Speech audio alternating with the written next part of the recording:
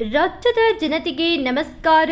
ಇಂದು ಮುಖ್ಯಮಂತ್ರಿ ಸಿದ್ದರಾಮಯ್ಯನವರು ರಾಜ್ಯದ ಎಲ್ಲ ರೈತ ಬಾಂಧವರಿಗೆ ಬೆಳೆ ವಿಮೆ ಪರಿಹಾರವನ್ನು ಬಿಡುಗಡೆ ಮಾಡುವುದರ ಮೂಲಕ ರಾಜ್ಯದ ಎಲ್ಲ ರೈತರಿಗೆ ಒಂದು ಬಂಪರ್ ಗಿಫ್ಟ್ ಅನ್ನು ನೀಡಿದ್ದಾರೆ. ಹೌದು, ಈ ಬೆಳೆಗಳನ್ನು ಬೆಳೆದಂತಹ ರೈತರಿಗೆ ಪರಿಹಾರ ಬಿಡುಗಡೆಯಾಗುತ್ತಿದ್ದು, ನೀವು ಕೂಡ ಬೆಳೆ ವಿಮೆಗೆ ಅರ್ಜಿ ಸಲ್ಲಿಸಿದ್ದರೆ ತಪ್ಪದೇ ಈ ಒಂದು ವಿಡಿಯೋವನ್ನು ಸಂಪೂರ್ಣವಾಗಿ ಬೆಳೆ ವಿಮೆಯ ಸಂಪೂರ್ಣ ಮಾಹಿತಿಯನ್ನ ತಿಳಿದುಕೊಳ್ಳಿ.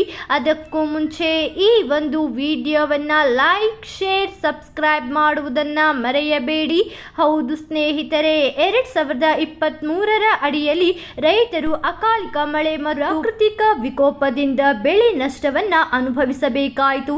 ಇಂತಹ ಪರಿಸ್ಥಿತಿಯಲ್ಲಿ 2023 ವೇಳೆಗೆ ರೈತರಿಗೆ ಬೆಳೆ ನಷ್ಟವಾಗುವುದರಿಂದ ಕೇಂದ್ರ ಸರ್ಕಾರವು ಈ ಒಂದು ಯೋಜನೆಯಡಿ 4 ಕೋಟಿ ರೈತರಿಗೆ ನೆರವನ್ನ ನೀಡಿದೆ. ಹೌದು, ಇತ್ತೀಚೆಗೆ ಘೋಷಣೆ ಮಾಡಲಾದ ಬಜೆಟ್ನ ಅಡಿಯಲ್ಲಿ ಕೇಂದ್ರ ಸರ್ಕಾರವು 2024ನೇ ಸಾಲಿಗೆ ರೈತ ಬೆಳೆ ವಿಮೆಗಾಗಿ 13,625 ಕೋಟಿ ರೂಪಾಯಿಗಳನ್ನು ನಿಗದಿಪಡಿಸಿದೆ.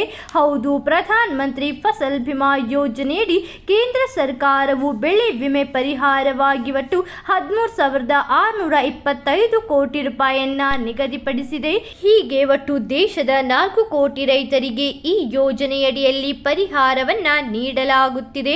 ಒಟ್ಟಿನಲ್ಲಿ ಪ್ರಧಾನ ಮಂತ್ರಿ ಫಸಲ್ ಬಿಮಾ ಯೋಜನೆಯಿಂದಾಗಿ ರೈತರಿಗೆ ಸರ್ಕಾರದಿಂದ ನೆರವು ನೀಡಲಾಗುತ್ತಿದ್ದು, ಇದರಿಂದ ಒಟ್ಟು ರಬಿ ಬೆಳೆಗೆ 1.5% ಪ್ರೀಮಿಯಂ ವಿಧಿಸಲಾಗುತ್ತದೆ.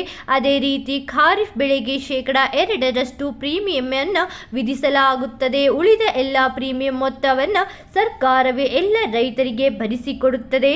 ಹೌದು, ಸೂರ್ಯಕಾಂತಿ ಬೆಳೆಗೆ ಪ್ರತಿ ಹೆಕ್ಟರ್ಗೆ 44,100 ರೂಪಾಯಿ, ಸಾಸಿವೆ ಬೆಳೆಗೆ 45,500, ಬಾರ್ಲಿ ಬೆಳೆಗೆ 44,100, ಗೋಧಿ ಬೆಳೆಗೆ 67,500, ಹತ್ತಿ ಬೆಳೆಗೆ 34,650, ಜೋಳದ ಬೆಳೆಗೆ 17,850, ಭತ್ತದ ಬೆಳೆಗೆ 35,700 ರೂಪಾಯಿಯನ್ನ ನಿಗದಿಪಡಿಸಲಾಗಿದ್ದು, ನೀವು ಕೂಡ ಈ ಬೆಳೆಗಳಿಗೆ ವಿಮೆಯನ್ನ ಮಾಡಿಸಿದ್ದಲ್ಲಿ ನಿಮ್ಮ ಬೆಳೆ ಹಾನಿಯಾದರೆ ನಿಮ್ಮ ಖಾತೆಗೂ ಕೂಡ ಈ ಪರಿಹಾರವನ್ನ ನೇರವಾಗಿ ಜಮೆ ಮಾಡಲಾಗುತ್ತದೆ.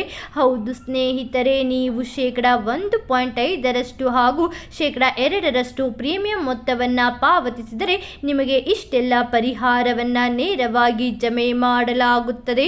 ಇವತ್ತಿಗೆ ಇಷ್ಟೇ ಸ್ನೇಹಿತರೆ. ಈ ಒಂದು ವಿಡಿಯೋ ಇಷ್ಟವಾದಲ್ಲಿ ಲೈಕ್ ಮಾಡಿ ಮತ್ತು ಯಾವುದೇ ಮಾಹಿತಿ ತಿಳಿಯಬೇಕಾಗಿದ್ದಲ್ಲಿ ಕಮೆಂಟ್ ಬಾಕ್ಸ್ನಲ್ಲಿ ಕಮೆಂಟ್ ಮಾಡಿ.